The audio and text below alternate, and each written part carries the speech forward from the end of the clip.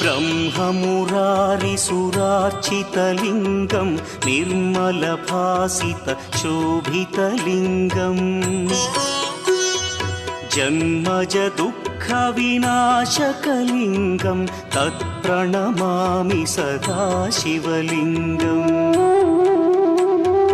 देवमुनिप्रवरार्चितलिङ्गं कामदहन करुणाकरलिङ्गम्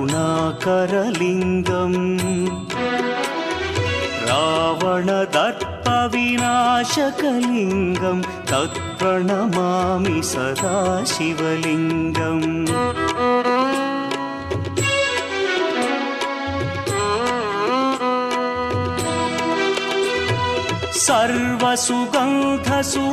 सर्वसुगन्धसुलेपितलिङ्गं बुद्धिविवर्धनकारणलिङ्गं सिद्धसुरासुर